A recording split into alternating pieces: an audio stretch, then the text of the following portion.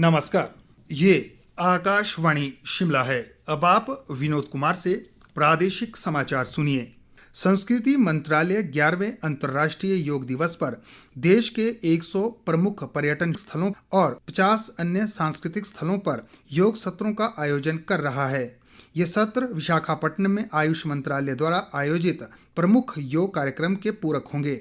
विशाखापट्टनम योग आयोजन में प्रधानमंत्री नरेंद्र मोदी भाग लेंगे।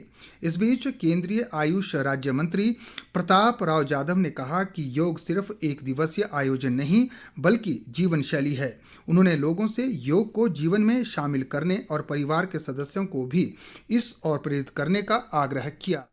योग एक दिन का इवेंट नहीं। हमारे प्रधानमंत्री ने भी यह संदेश दिया है कि योग को अपनी जीवन शैली बनाओ, अपने जीवन में योग को स्थान दो और योग के माध्यम से तंदुरुस्त रहो। आप तो खुद योगा हर रोज करो, योगा के लिए समय दो, लेकिन आपके परिवार में सभी को योगा करने के लिए प्रवृत्त करें। इधर कल 21 जून को अंतर्राष्ट्रीय योग दिवस को जन आंदोलन बनाने के लिए प्रदेश में भी तैयारियां जोरों पर चल रही है।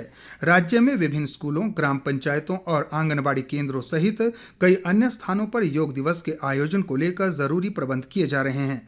इस वर्ष योग दिवस की थीम है एक पृथ्वी एक स्वास्थ्य के लिए योग। मुख्यमंत्री सुखविंदर सिंह सुक्खू ने कहा है कि राज्य सरकार डेयरी उत्पादन को बढ़ावा देने के लिए प्रतिबद्ध है। पशुपालन विभाग की उच्च स्तरीय बैठक की अध्यक्षता करते हुए उन्होंने डेयरी सहकारी समितियों का गठन मिशन मोड पर करने के निर्देश भी दिए हैं। मुख्यमंत्री ने कहा कि ये समितियां डेयरी क्षेत्र में युवाओं को रोजगार व स्वरोजगार के अवसर प्रदान करने में महत्वपूर्ण भूमिका निभाएगी। उन्होंने ये भी कहा कि प्रदेश में 6 नए दुग्ध संयंत्र स्थापित किए जाएंगे, जिससे किसानों से दूध एकत्रित करने में सहायता मिलेगी और उनकी आर्थिकी भी मजबूत होगी। सोलन का 3 दिवसीय राज्य स्तरीय शूलिनी मेला आज से पारंपरिक व धार्मिक रीति रिवाज के साथ शुरू हो रहा है। 2 बहनों के मिलन के प्रतीक इस मेले के शुभारंभ मौके पर मुख्यमंत्री सुखविंदर सिंह सुक्खू बतौर मुख्य अतिथि मौजूद रहेंगे। एक रिपोर्ट।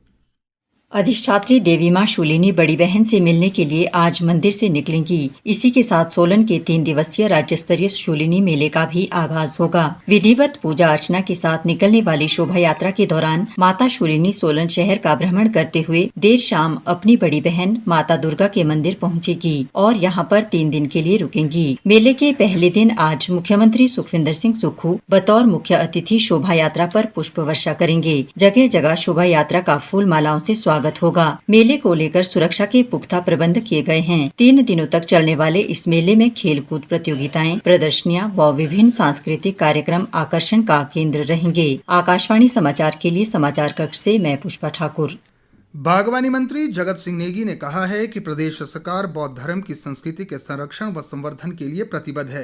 वे कल किन्नौर के रिकांगपिओ में 27 अगस्त से नाको मठ में होने वाले 3 दिवसीय राष्ट्र स्तरीय नरो गयुनडुब कार्यक्रम के संबंध में आयोजित बैठक की अध्यक्षता करते हुए बोल रहे थे। उन्होंने इस कार्यक्रम के सफल आयोजन के लिए अधिकारियों को जरूरी दिशा निर्देश भी दिए।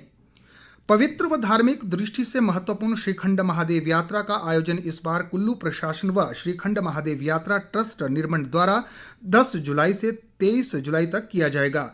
इसके लिए ऑनलाइन पंजीकरण शुरू हो गया है। यात्रा के दौरान बेस कैंप में ऑफलाइन पंजीकरण केवल अति आवश्यक होने पर ही स्वीकार्य होगा।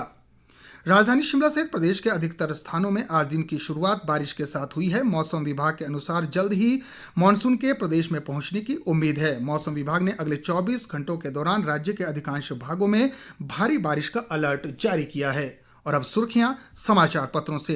आज समाचार पत्रों ने अलग अलग खबरों को प्रमुखता दी है। अमर उजाला की सुर्खी है 3 साल में बिना इंटरव्यू नियुक्त चतुर्थ श्रेणी कर्मियों के प्रमाण पत्रों की होगी जांच। दिव्य हिमाचल ने खबर दी है एक देश एक चुनाव पर सीएम ने जताई चिंताएं, संसदीय समिति के सामने रखा सरकार का पक्ष। जबकि पंजाब केसरी ने मुख्यमंत्री सुखविंदर सिंह सुक्खू के हवाले से लिखा है कांग्रेस पक्ष में नहीं लेकिन लोकतंत्र की मजबूती के लिए विचार रखें। दैनिक जागरण की एक खबर है 70 वर्ष से अधिक आयु वाले पेंशनरों को इसी माह बकाया 50% का भुगतान। मौसम पर दैनिक भास्कर लिखता है तेज गति से आगे बढ़ रहा मानसून, 3 दिन भारी बारिश का अलर्ट। आपका फैसला के मुताबिक हिमाचल में 21 तक पहुंचेगा मानसून। इसी के साथ प्रादेशिक समाचार का ये बुलेटिन समाप्त हुआ। हमारा अगला बुलेटिन आप सुन सकते हैं सुबह 11 बजे। नमस्कार।